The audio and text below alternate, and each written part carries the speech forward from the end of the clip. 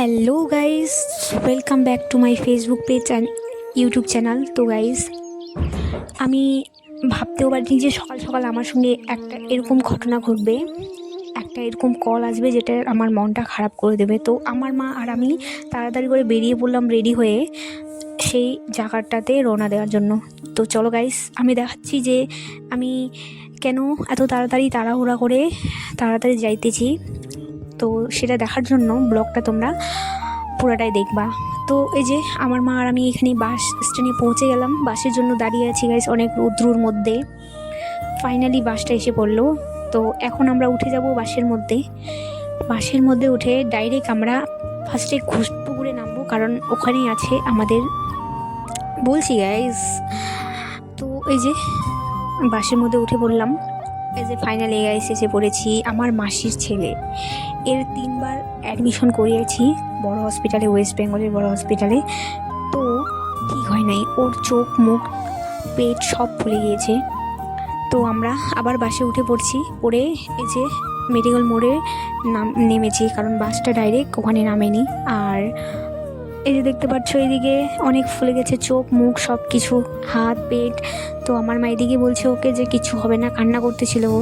তো টোটোতে করে যাইতেছি এখন আমরা হসপিটালের, রওনা দিতেছি গাইস।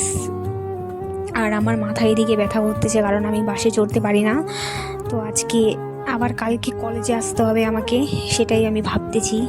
আজকে আমার হালত পাতলা হয়ে গেছে গাইস। তো এই যে ফাইনালি আমরা হসপিটালে পৌঁছে গেছি। এই যে এটা হসপিটালের প্রথম দিক তো সামনে আছে, কিন্তু এটা লাস্টের। তারপরে এই যে এদিকে টিকিট কাউন্টার, এখানে যা যা অসুবিধা আছে তো এখানে টিকিট কাটে সবাই, একটা টিকিট কাউন্টার। আর বাচ্চার হচ্ছে ওই দিকে ওই সাইডে। তো আমরা এই যে বাচ্চার কাছে যাইতেছি, মানে বাচ্চার ডাক্তারের কাছে। তো ওখানে তো আমি ভিডিও করতে পারবো না, কারণ ওখানে অনেক মানুষ থাকে, তো আমি পারবো না ওখানে ভিডিও করতে। ডাইরেক্ট আমি হচ্ছে যখন ও অ্যাডমিশন করাবে তো এই যে ডাইরেক্ট আমরা বেডে, মানে অনেক কিছু কাগজপত্র জমা দেওয়ার পর বেডের মধ্যে অ্যাডমিশন করলাম। আর এইদিকে আমার মা আর আমি বাইরে আসছি, ওদেরকে কিছু খাওয়ার নিয়ে দিতে যাব। তো এদিকে এখানে গাইস রুটি সবজি দেয়, মানে ফ্রিতে সবাইকে। তো আমিও নিয়ে নিলাম, এই যে এদিকে খাইতেছি একটা রুটি।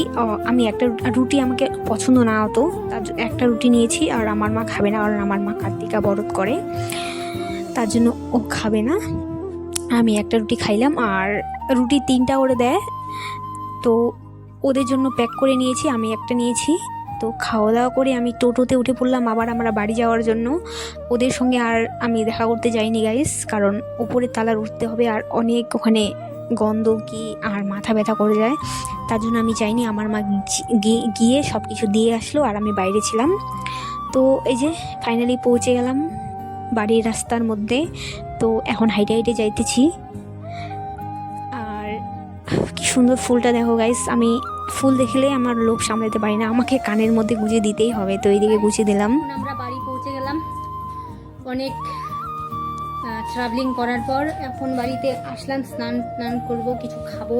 সকাল থেকে কিচ্ছু খাইনি গাইস, ওখানে খালি রুটি খাইলাম, একটা খাইলাম রুটি আমি, তারপরে সবজি আচার দিয়ে। এখন বাড়ি এসে পৌঁছলাম, স্নান